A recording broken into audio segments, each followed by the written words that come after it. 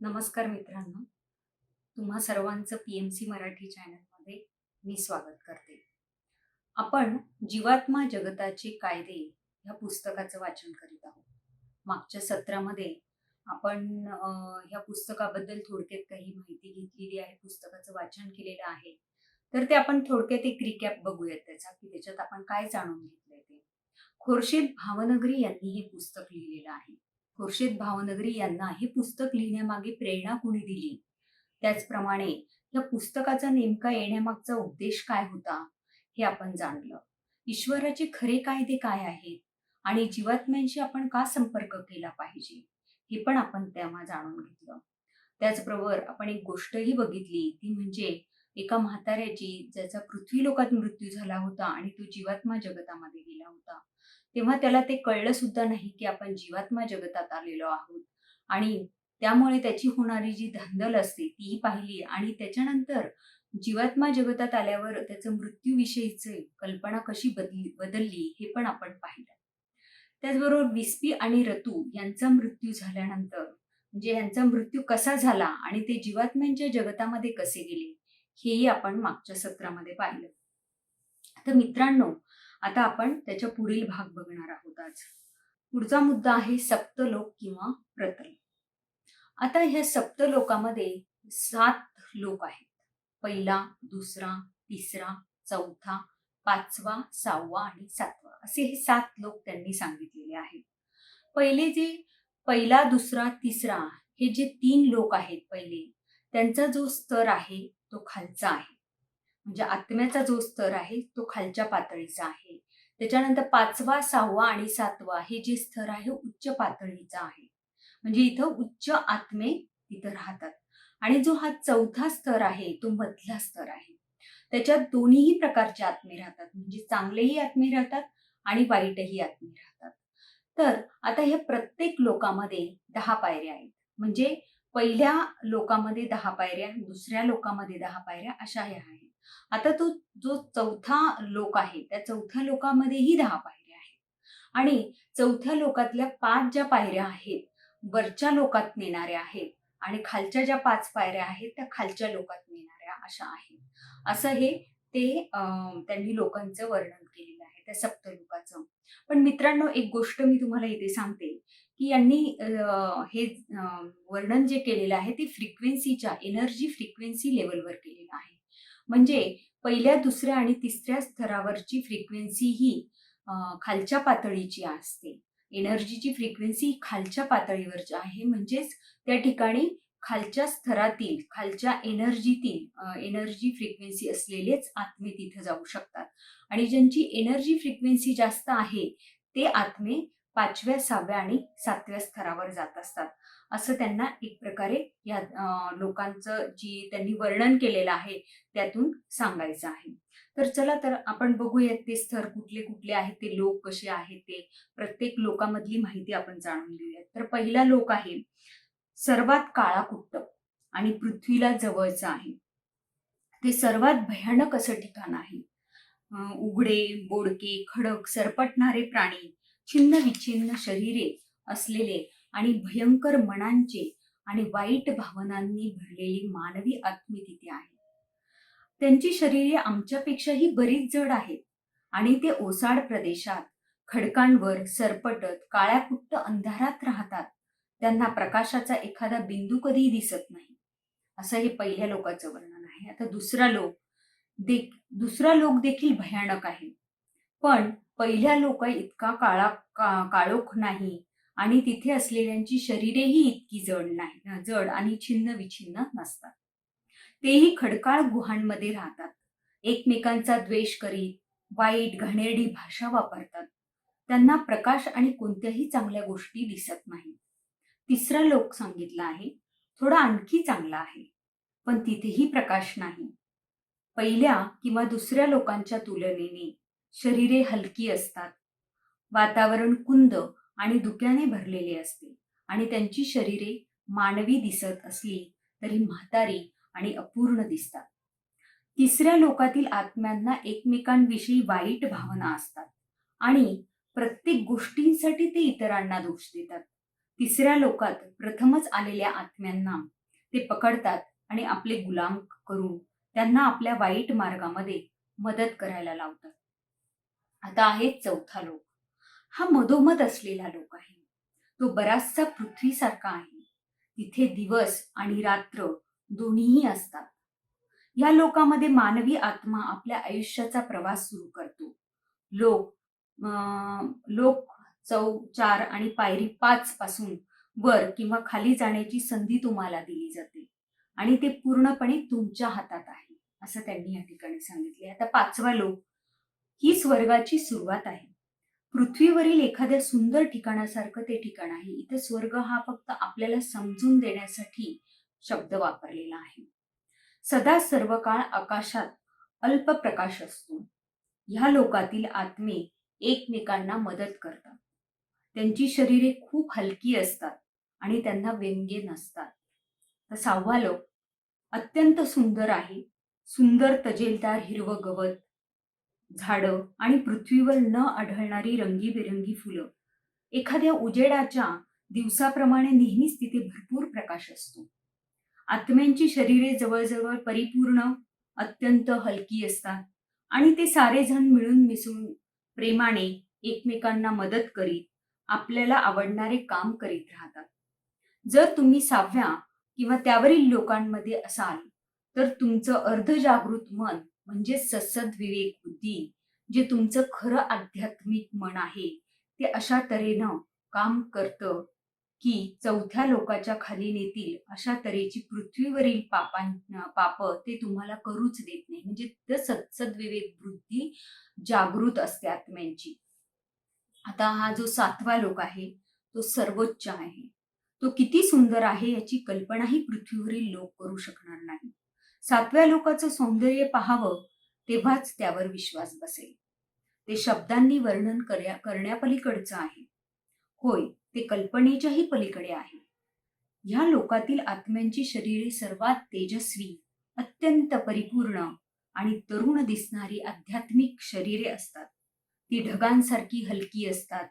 ते अतिशय मिळून मिसळून आणि प्रेमानं राहतात. स्वर्गापेक्षाही ते जास्त काही आहे. बघा, असं हे 7 लोकांचं वर्णन त्यांनी या ठिकाणी केलेलं आहे.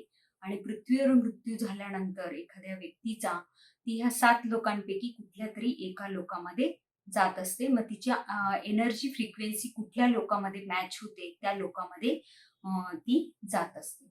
पुढचा मुद्दा दिला आहे त्यांनी, आपलं खरं घर.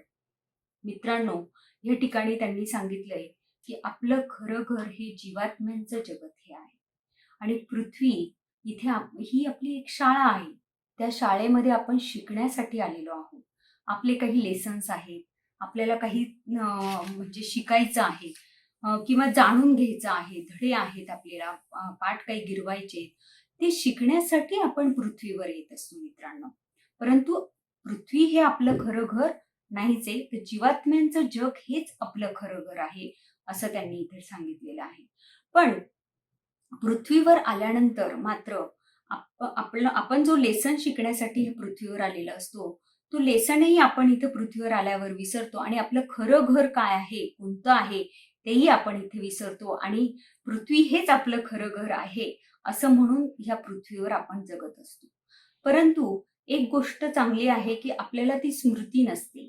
ती स्मृती राहिली तर कदाचित आपण जीवात्म्यांच्या जगतामध्येच राहू आणि पृथ्वीवर येणारही नाही, कारण जीवात्म्यांचे जग हे पृथ्वी जगतापेक्षा खूप चांगलं आहे आणि म्हणूनच कदाचित परमेश्वरानेही आपल्याकडनं ती स्मृती काढून घेतलेली आहे, असं यांनी या ठिकाणी सांगितलेलं आहे. आता आपण पुढचा मुद्दा बघूयात. प्रत्येकाला मदत करणे देवपणाचं लक्षण आहे का? पृथ्वीवर आपण बऱ्याच वेळा असं म्हणत असतो की प्रत्येकाला मदत केली पाहिजे, हे पुण्याचं काम आहे, हे चांगलं कर्म आहे. आणि खरोखरच मित्रांनो, अगदी बरोबर आहे ते की आपण प्रत्येकालाही मदत केलीच पाहिजे. बघा, पृथ्वीवर चांगली प्रवृत्ती आणि वाईट प्रवृत्ती, दुष्ट प्रवृत्ती, असे हे 2 प्रवृत्तीचे लोक राहत असतात. आता जी चांगली प्रवृत्ती असते त्या चांगल्या प्रवृत्तीच्या लोकांना जर आपण मदत केली तर ते अतिशय पुण्याचं काम होत असतं आणि देवालाही त्याचा खूप आनंद होत असतो. देवही आपल्याला त्याच्यासाठी मदतही करत असतो. चांगल्या प्रवृत्तीला मदत करणं म्हणजे एका प्रकारे चांगल्या प्रवृत्तीला उत्तेजन देण्यासारखं आहे, प्रोत्साहन देण्यासारखं आहे. आणि जेव्हा आपण दुष्ट प्रवृत्तीला मदत करतो, तेव्हा आपण दुष्ट प्रवृत्तीला प्रोत्साहन देण्यासारखं होत असतं. आणि म्हणून ते एक कर्म ठरत असतं. आणि देवाला पण ते आवडत नाही आणि देव त्या गोष्टीला कधीही आपल्याला मदत करत नाही, असं त्यांनी या ठिकाणी सांगितलंय. म्हणूनच मित्रांनो, आपण नेहमी चांगल्या प्रवृत्तीला मदत केली पाहिजे. पण तुम्ही असं म्हणाल, की आपल्याला काय माहिती हा चांगल्या प्रवृत्तीचा माणूस आहे की वाईट प्रवृत्तीचा माणूस आहे? अगदी बरोबर. आपल्याला काय कळणार आहे ना या गोष्टी?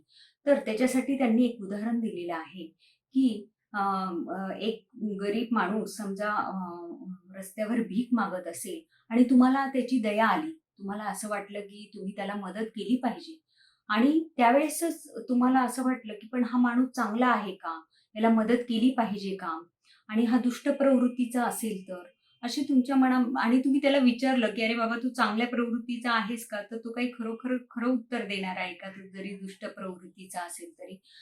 तर म्हणून पण अशा वेळेस काय करायचं, असं त्यांनी सांगितलंय, की तुम्हाला जर मनापासून एखाद्याला मदत करावीशी वाटत असेल, तर तुम्ही ती नक्की करा, असं त्यांनी सांगितलंय. कारण तुम्हाला या ठिकाणी माहिती नाहीये त्याची वृत्ती कशी आहे. पण तुम्ही एका चांगल्या भावनेने त्याला मदत करू शकता आणि ते एक तुमचं पापकर्म किंवा हे ठरू शकत नाही, असं त्यांनी या ठिकाणी सांगितलेलं आहे. म्हणून नेहमी चांगल्या वृत्तीला प्रोत्साहन द्या मित्रांनो. पृथ्वीवरच्या लोकांना हे त्यांनी ज्ञान दिलेलं आहे. त्याच्यानंतर पुढचा मुद्दा आहे, तुम्हाला तुमच्या पापांची भरपाईही करावीच लागते. बघा, त्यांनी लिहिलेलं आहे, आता काळजीपूर्वक लक्ष द्या. कारण हे खूप महत्वाचं आहे. हे समजून घेताना तुम्ही कोणतीही चूक करता कामा नये. असं म्हटलं जातं, की जर दुष्ट लोकांनी त्यांचे वाईट मार्ग सोडले आणि योग्य मार्गाने ते चालू लागले, तर देव त्यांची जबाबदारी घेतो. होय, देव त्यांची जबाबदारी घेतो आणि त्यांना वर येण्यासाठी मदत करतो. पण त्याचा अर्थ असा नव्हे, की आम्ही चांगल्या मार्गाने येतो, असं दुष्ट लोकांनी म्हटल्यावर लगेच तो त्यांना क्षमा करून त्यांचं स्वर्गात स्वागत करेल. नक्कीच नाही.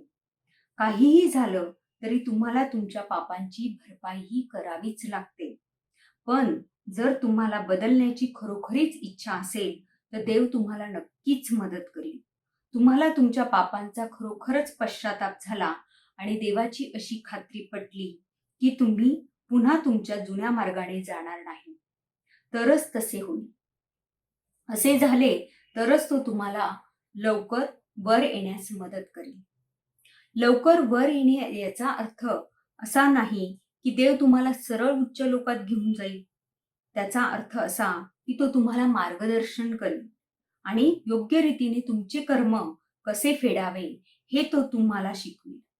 तो तुम्हाला अशा रीतीने मदत करेल, ज्याने तुम्ही वरच्या लोकांवर अन्यथा जाऊ शकला असता त्यापेक्षा कितीतरी लवकर पोहोचू शकाल. बघा, म्हणजे परमेश्वर मदत करेल आपल्याला जेव्हा आपण बदलण्याची तयारी दाखवतो तेव्हा तो नक्कीच मदतीला येईल. पण तुम्ही जर चुकीचं कर्म केलेलं असेल तर त्याच्यासाठी तुम्हाला त्याची परतफेड, त्या पापाची भरपाई मात्र नक्कीच करावी लागेल, असं त्यांनी या ठिकाणी सांगितलेलं आहे. त्याचबरोबर जीवात्म्यांच्या जगामध्ये आता जसं पृथ्वी तलावर दुष्ट आणि वाईट प्रवृत्तीचे किंवा चांगल्या प्रवृत्तीचे असे सर्व प्रकारचे लोक एकत्र नांदत असतात. परंतु जीवात्म्यांच्या जगात मात्र ते स्तर हे वेगवेगळे आहेत. म्हणजे जीवात्म्यांच्या जगात सगळे चांगले आत्मे एका ठिकाणी आहेत, वाईट आत्मे एका ठिकाणी आहेत आणि अतिशय दुष्ट प्रवृत्तीचे आत्मे एका ठिकाणी राहतात. त्याच्यामुळे ही एक गोष्ट अतिशय चांगली आहे जीवात्मा जगतामधली, की चांगले आत्म्यांना चांगल्या आत्म्यांच्याच सहवासात राहायला मिळतं आणि त्याच्यामुळे ते गुण्या गोविंदाने आनंदाने तिथं राहत असतात, एकमेकांना मदत करत असतात हे चांगले आत्मे. आणि जे वाईट किंवा दुष्ट आत्मे असतात ते एकत्र राहत असतात. त्याच्यामुळे ते त्यांच्या फ्रिक्वेन्सी प्रमाणेच, एनर्जी फ्रिक्वेन्सी प्रमाणेच ते तिथे राहतात, वागतात, एकमेकांना वाईट बोलतात, भांडणं करतात. अशा प्रकारे ते एकाच लेवलचे आत्मे त्या ठिकाणी राहत असतात. हा फरक पृथ्वीचा आणि जीवात्म जगतामधला त्यांनी सांगितलेला आहे. त्याच्यामुळे चांगल्या आत्म्यांना तिथं त्रास होत नाही. म्हणूनच मित्रांनो त्यांनी सांगितलंय, की तुम्ही पृथ्वीवर एक पृथ्वीवर तुम्ही चांगलं कर्म करा, म्हणजे तुम्हाला जीवात्म जगतामध्येही चांगल्या ठिकाणी राहायला मिळेल आणि तुम्ही तिथं आनंदाने राहू शकाल. पुढचा मुद्दा त्यांनी सांगितलाय, तुम्ही जे पेरता तेच खरोखर उगवतं.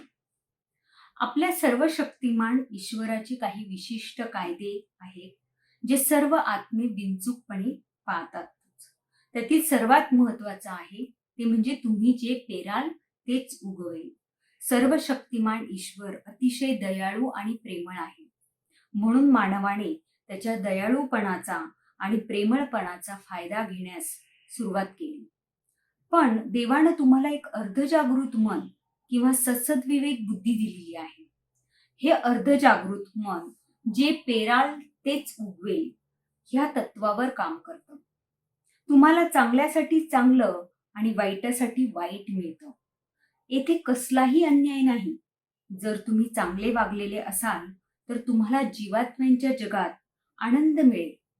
जर तुम्ही एखाद्याला अपाय केलेला असेल तर तुम्हाला त्याची भरपाईही करावी लागेल आणि तुमचं स्वतःचं अर्धजागृत मन तुम्हाला त्रास भोगायला भाग पाडेल. तुमचं अर्धजागृत मनच तुम्हाला खरा न्याय देतं, दुसरं कोणीही नाही. तुमचं स्वतःचं अर्धजागृत मन तुमच्या नकळत तुम्हाला न्याय देतं, कारण तुमच्या भौतिक मनाला माहीतही नसतं की आपण का त्रास भोगतोय ते. तुम्हाला आपोआपच तुमचं बक्षीस किंवा शिक्षा जे योग्य असेल ते मिळतं. यावरून तुमच्या लक्षात येईल की सर्व शक्तिमान ईश्वर अतिशय दयाळू आणि अत्यंत प्रेमळ आहे आणि तो कोणालाही शिक्षा करीत नाही. तुम्ही जे पेराल तेच उगवतं. खूप महत्वाचा संदेश त्यांनी आपल्याला दिलेला आहे. तुम्ही जसं कर्म कराल तसंच तुम्हाला त्याचे फळ मिळणार आहे. हाच त्याच्या मागे त्यांचा सांगण्याचा हेतू आहे. पुढचा मुद्दा आहे पुनर्जन्म. आता जीवात्मा जगतामध्ये जे आत्मे राहत असतात त्यांना पुनर्जन्म पृथ्वीवर पुन्हा एकदा घेता येत असतो.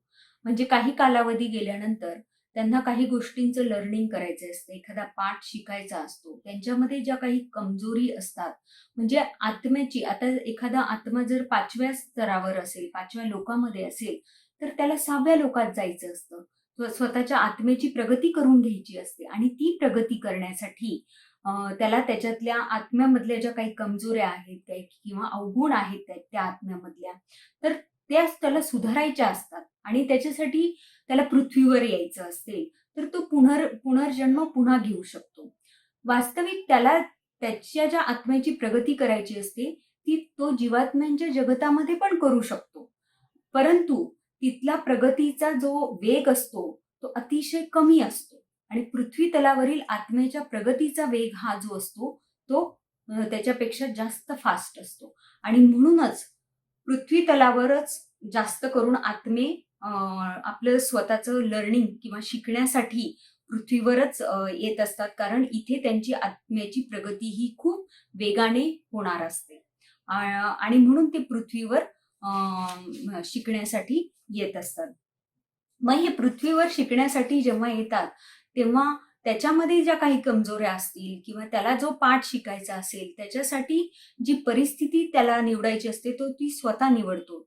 त्याच्यासाठी तो कुठल्या फॅमिलीमध्ये यायचं जन्माला, कुठले आपले आई वडील असले पाहिजे, कुठलं घरातलं वातावरण कसं असलं पाहिजे, गरीब की श्रीमंत घरामध्ये आलं पाहिजे, त्याच्यानंतर त्याच्या अवतीभोवतीची लोक कशी असणार आहे, त्याच्या आयुष्यात कुठल्या कुठल्या घटना असणार आहेत, या सगळ्या गोष्टींची चॉईस करण्याचा अधिकार त्या आत्म्याला असतो आणि तो स्वतः त्या परिस्थिती आणि ते स्वतः घर तो स्वतः आपल्यासाठी निवडतो, कारण त्याला त्या पद्धतीचं शिक्षण किंवा ते लर्निंग स्वतःच्या आत्म्याच्या प्रगतीसाठी करायचं असतं आणि म्हणून त्याला हा पुनर्जन्म पुन्हा घ्यायचा असतो आणि तो त्या ठिकाणी पृथ्वीवर पुनर्जन्म घेऊ शकतो.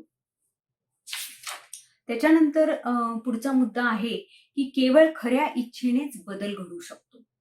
म्हणजे जर एखादा माणूस दुष्ट असेल पृथ्वीवर आणि तो दुष्ट प्रकारचे कामं करत असेल, त्याला कितीही जाऊन सगळ्यांनी कुणी सांगितले, जीवात्मी येऊन यांनी सांगितलं की अरे बाबा दुष्टपणाचं काम करू नकोस, किंवा देवानेही जरी त्याला समजून सांगितलं तरी त्याचा काही उपयोग होत नाही, कारण त्याला स्वतःला मनापासून जोपर्यंत बदलावं असं वाटत नाही, त्याची जोपर्यंत इच्छा निर्माण होत नाही की आपण बदललं पाहिजे, तोपर्यंत त्याच्यामध्ये परिवर्तन हे घडत नसतं. ज्या क्षणी त्याला असं वाटतं की नाही, मी जे काम करतोय, मी जे कर्म करतोय ते वाईट आहे, दुष्ट प्रवृत्तीचं आहे आणि आता मला चांगल्या मार्गाने जायचं आहे, अशी जोपर्यंत त्याच्या मनात इच्छा निर्माण होत नाही, तोपर्यंत त्याच्या आत्मेची प्रगती होऊ शकत नाही किंवा त्याला कोणीही मदत करू शकत नाही, असं त्यांनी सांगितलेलं आहे. पुढचा मुद्दा त्यांनी दिलेला आहे, जीवात्म्यांच्या जगातील दुसऱ्या एखाद्या प्रतलाची भेट घेणे. आता आपण मागच्या याच्यातच पाहिलं की 7 लोक असतात. तर हे जे पहिले 3 लोक असतात, ह्या पहिले 3 लोकांमधले जे आत्मे असतात ते एका प्रतलातून, एका लोकातून दुसऱ्या लोकात प्रवास करू शकतात. परंतु जे 5व्या, 6व्या आणि 7व्या लोकांमध्ये मात्र ते प्रवास करू शकत नाही, कारण त्यांना ते लोकही दिसत नाही. असे हे पहिल्या आणि दुसऱ्या स्तराचे आत्मे असतात आणि लोक असतात. आणि हे जे 5व्या, 6व्या आणि 7व्या स्तरावरील जे लोक असतात, त्यांना मात्र दुसऱ्या प्रतलामध्ये येता जाता येतं. म्हणजे 5व्या वाल्यांना 6व्या याच्यात जाता येतं, 6व्या वाल्यांना 7व्या याच्यात जाता येतं. तर ह्या लोकांमध्ये प्रवास करत असतात. आणि हा प्रवास करत असताना मात्र त्यांना कुणीतरी म्हणजे 5व्याला जर समजा 6व्या किंवा 7व्या याच्यात जायचं असेल, तर तिथल्या कुठल्यातरी आत्म्याने त्यांना निमंत्रण द्यावं लागतं त्यांच्या लोकामध्ये येण्याचं. तर तेव्हा त्यांना त्या लोकामध्ये जाता येतं किंवा एखाद्या उच्च आत्म्याने त्यांना परवानगी द्यायला लागते. तरच त्यांना त्या दुसऱ्या उच्च लोकामध्ये जाता येत असतं. त्याचबरोबर त्यांना त्यासाठी काही प्रशिक्षणही घ्यावं लागतं. म्हणजे कारण काय असतं, की जसं वरच्या लोकात जातं तसं शरीर हलकं होत जातं आणि तिथे प्रचंड असा प्रकाश असतो, लाईट असते आणि ती त्यांना सहन नाही होणार. म्हणून त्यांना काही एक संरक्षक अंगरखा घालावा लागतो, की जेणेकरून त्यांना त्या लोकामध्ये सहजतेने जाता येईल आणि काही विशिष्ट काळापर्यंतच त्यांना अगदी थोड्या वेळासाठीच वेळ दिला जात असतो आणि तेवढ्या वेळामध्येच त्यांना त्या लोकांमध्ये जाण्याची परमिशन असते.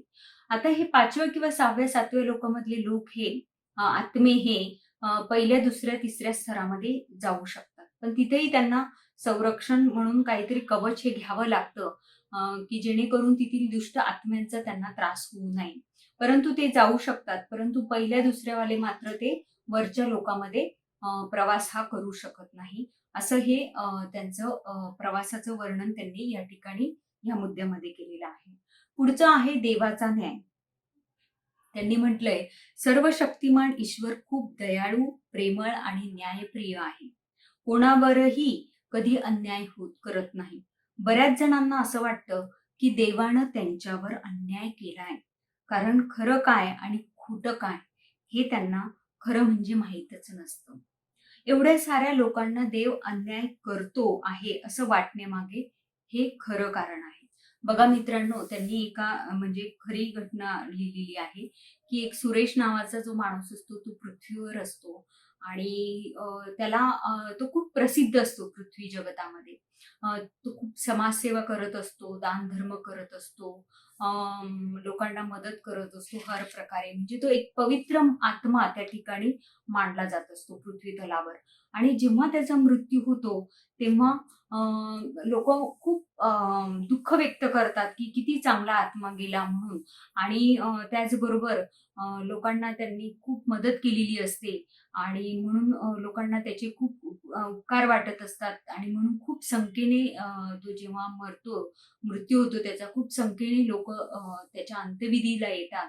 त्याचबरोबर संस्थेतर्फे त्याचा एक पुतळा पण बांधला जातो. म्हणजे लोक इतके त्याला मानत असतात पृथ्वी जगतामध्ये. असा हा प्रसिद्ध माणूस पृथ्वीवर असतो आणि जेव्हा त्याचा मृत्यू होतो आणि तो जीवात्म्यांच्या जगतामध्ये येतो, तेव्हा त्या जगतामध्ये आल्यावर तो अतिशय खालच्या स्तरामध्ये येतो.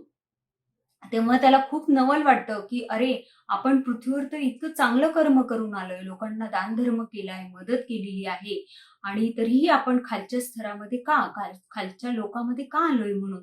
तर देवावर तो खूप रागावतो आणि त्याला वाईट वाटतं, की काय हे, मी तर चांगल्या वरच्या लोकांमध्ये जायला पाहिजे होतं, तर मी खालच्या लोकात कसं काय आलोय.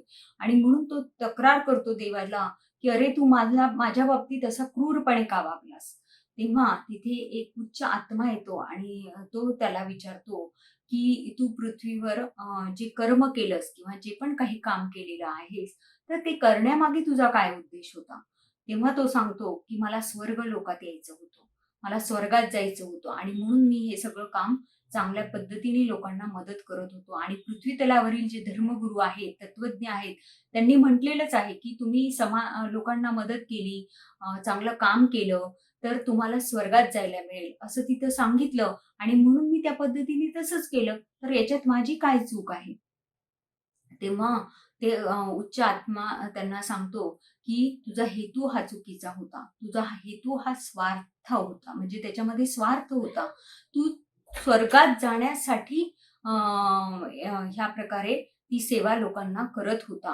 ही तुझी भावना चुकीची होती आणि म्हणूनच तू या खालच्या स्तरामध्ये आलेला आहे." पण तरीही मित्रांनो त्याला ते पटत नाही आणि तो देवावर रुष्टच असतो. म्हणजे बघा या ठिकाणी त्यांनी म्हटलंय, की तुम्ही कितीही दानधर्म केला, तरी तुमच्या पापांची भरपाई ही तुम्हाला करावीच लागते. म्हणजे तुम्ही जे पाप केलेलं असेल ते तुम्हाला ते फेडावंच लागतं. भलेही तुम्ही पृथ्वी तलावर कितीही प्रसिद्ध असाल, तरी तुम्ही कुठल्या भावनेने ते कर्म करत असतात, ते फार ह्या ठिकाणी महत्त्वाचं आहे. त्याच्यानंतर त्यांनी पुढे लिहिलंय जीवात्म्यांशी संपर्क. आम्ही इथे आहोत आणि तुम्ही तिथे. पण तरीही आम्ही तुम्हाला पाहू शकतो, तुमच्याशी बोलू शकतो आणि आमच्या विचारांची देवाणघेवाण करू शकतो. पण पृथ्वीवरच्या मोठ्या भागच्या लोकांना हे माहीत नाही. म्हणूनच आमच्याशी संपर्क साधू शकणारे इतके कमी आहेत. ज्यावेळी पृथ्वीवरचा एखादा आत्मा आमच्याशी संपर्क साधू शकतो, त्यावेळी आम्ही हर्षभरित होतो. जर कोणी जीवात्म्यांच्या जगाशी संपर्क साधू शकत असतील, तर ते सैतानच असले पाहिजेत आणि असा संपर्क साधणे फारच वाईट आणि अपायकारक असतं, असा पृथ्वीवरचा अनेकांचा विश्वास आहे. पण हे पूर्णपणे खोटं आहे. जीवात्म्यांच्या जगाशी संपर्क साधणं वाईट आहे, हा विचार पूर्णपणे चुकीचा आहे, असं त्यांनी सांगितलंय. म्हणजे त्यांच्याशी संपर्क हा केला गेला पाहिजे उलट असं त्यांचं म्हणणं आहे. वरील लोकांशी थेट संपर्क साधून त्यांच्याशी काय चांगलं आहे, हे आम्ही त्यांना सहज सांगू शकतो आणि त्यांचा आध्यात्मिक अधःपात टाळून त्यांना खालच्या लोकांवर जाण्यापासून वाचवू शकतो. उलट आम्ही त्यांना तर मदतच करतो, असं त्यांचं म्हणणं आहे. आतापासून तुम्ही तुमच्या परलोकवासी प्रियजनांशी संपर्क साधण्याचा प्रयत्न करायला हवा. पण तुम्ही स्वतःहून एकट्याने प्रयत्न करू शकत नाही. स्वतःहून स्वयंलेखनाला सुरुवात करणे अत्यंत धोकादायक आहे. म्हणजे त्यांनी त्यांच्या आईचं आणि त्यांचं जे संभाषण किंवा संवाद साधला होता, तो स्वयंलेखनातूनच केला होता. तर तुम्ही तो लगेच साधू नका, असं त्यांनी सांगितलंय. ज्याला स्वयंलेखनाचा अनुभव आहे आणि ज्याला अधिकृत करण्यात आले आहे, अशा व्यक्तीच्या मार्फत तुम्ही एक कडी प्रस्थापित करणे आवश्यक आहे. म्हणजे जसं की त्याच्या आई-वडिलांनी श्रीमती कापडी आणि श्रीमती ऋषी यांना कॉन्टॅक्ट करूनच त्यांना त्या गोष्टींची सर्व माहिती असल्यामुळे त्यांच्याशी कॉन्टॅक्ट करूनच यांच्याशी संवाद त्यांनी साधलेला होता. त्यांनी असं स्वतःच्या मनाने तो संवाद साधलेला नव्हता आणि तुम्ही पण तसं करू नका, असं हे सूचना त्यांनी आपल्याला केलेली आहे. आपल्या प्रियजनांशी सतत संपर्कात राहणे आमच्यासाठी सोपे आहे. ते घरात बसून टू वे रेडिओ वरून बोलण्यासारखे आहे. आमच्या संपर्काची पद्धत आणि तुमचे टू वे रेडिओज यामध्ये फारसा फरक नाही. पुढचा मुद्दा आहे प्रतलांचे कार्य कसे चालते. म्हणजे जे लोक आहेत 7 लोक त्याच्यामध्ये कार्य कसं चालतं असं त्यांनी थोडक्यात सांगितलेलं आहे. याच्यामध्ये सांगितले पहिला, दुसरा आणि तिसरा जो लोक आहे तिथे वाईट आणि दुष्ट प्रवृत्तीचे आत्मे राहतात. त्याच्यामुळे तिथली न्यायव्यवस्था ही कडक त्यांना ठेवावी लागते.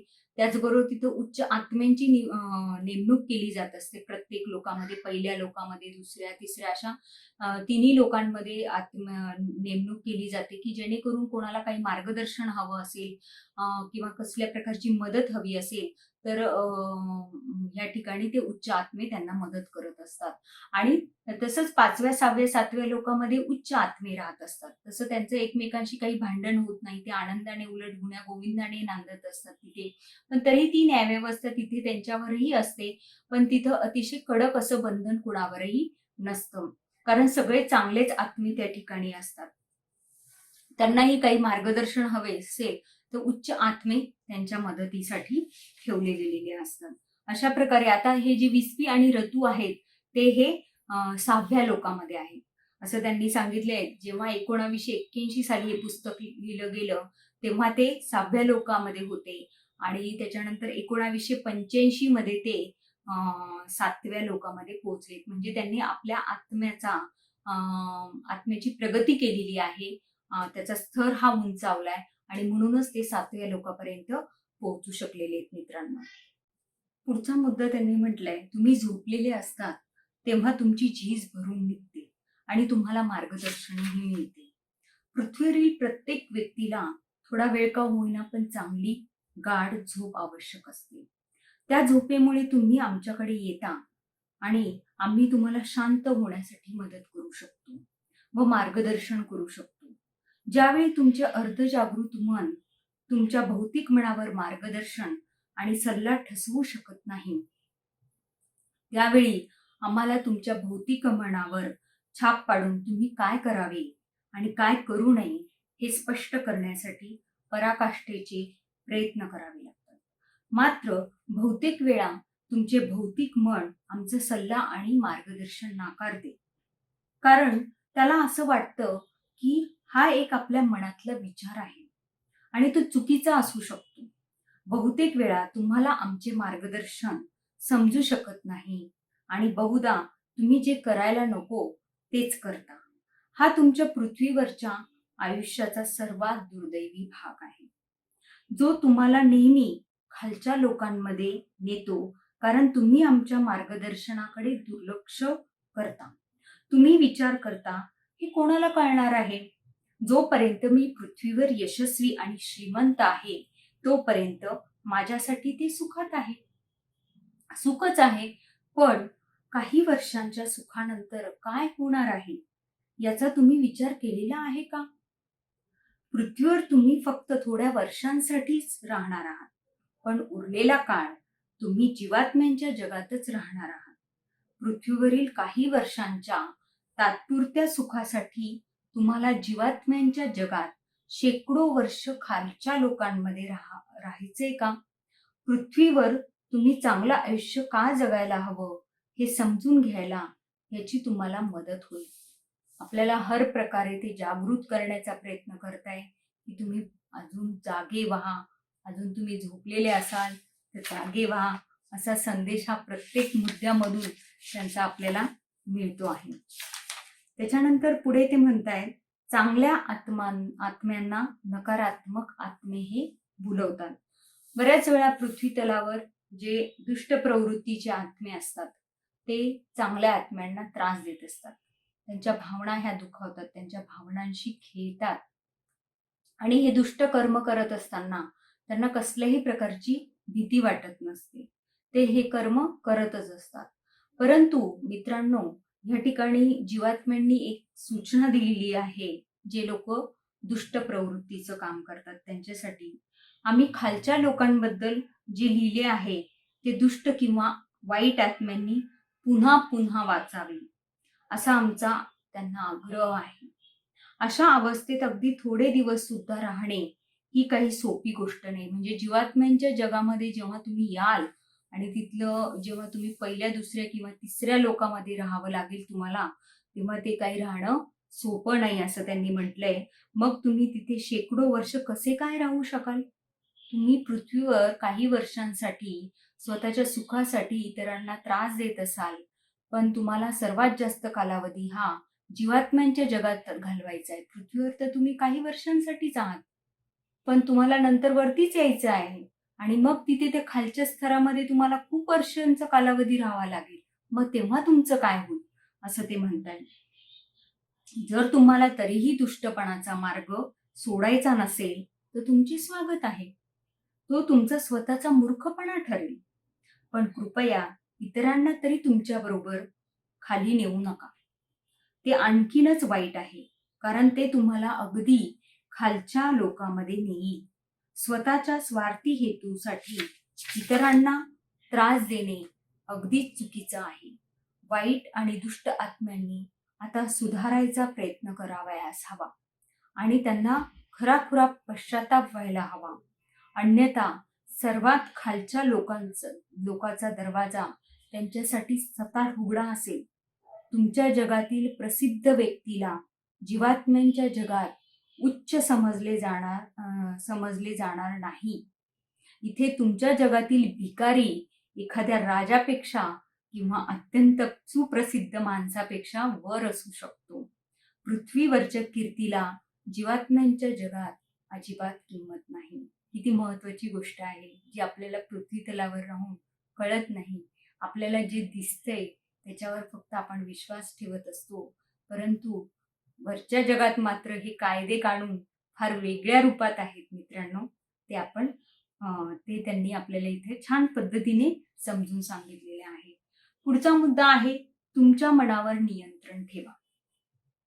जर तुमची इच्छाशक्ती चांगली असेल तर तुम्ही वाईट भावनांवर नियंत्रण ठेवू शकता आणि पाप करण्यासाठी कधीही प्रवृत्त होणार नाही. म्हणजे इथं इच्छाशक्ती फार महत्वाची आहे की आपल्याला बदलायचंय, आपल्यामध्ये बदल झाला पाहिजे आणि त्याच्यासाठी आपण आपल्या भावनांवर नियंत्रण ठेवलं पाहिजे.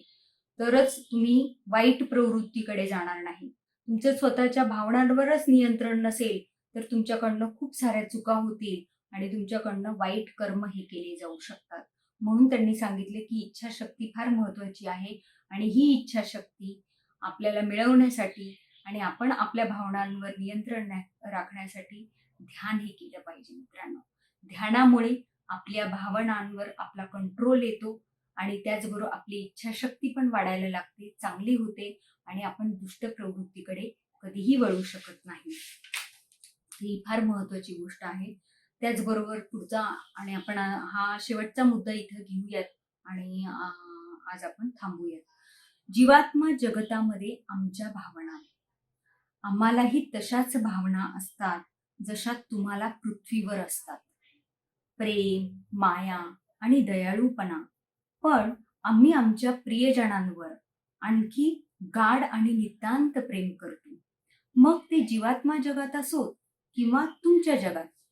आम्हाला अपराध, द्वेष आणि मत्सर अशा भावनांशी सामना करावा लागत नसल्याने आमचे प्रेम शुद्ध आणि खरे असते.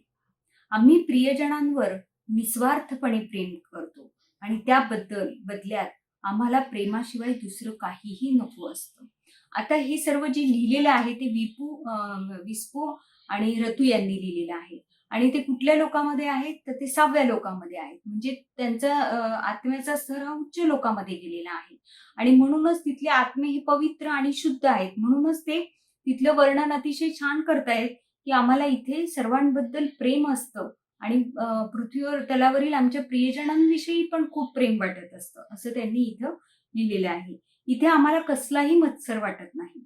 आमच्यापेक्षा कितीही उत्तम असलेल्याला आम्ही भेटलो तरीही मत्सर वाटण्याऐवजी आम्हाला त्या उत्कृष्ट आत्म्याचं कौतुक वाटतं आणि आम्ही त्यांच्यासारखंच होण्याचा प्रयत्न करतो.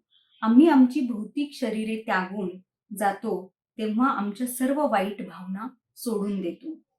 पण सर्व चांगल्या भावना आमच्या सोबत जीवात्म्यांच्या जगात येतात. हे त्यांनी सांगितले. म्हणजे तिथल्या जीवात्म्यांच्या भावना कशा असतात हे त्यांनी थोडक्यात आपल्याला सांगितलेलं आहे. तर मित्रांनो, आज आपण इथेच थांबूयात. आपल्या पुस्तकाला तात्पुरता विराम देऊयात आणि जे काही पुढचा भाग आहे तो आपण पुढील सत्रात बघूयात. तोपर्यंत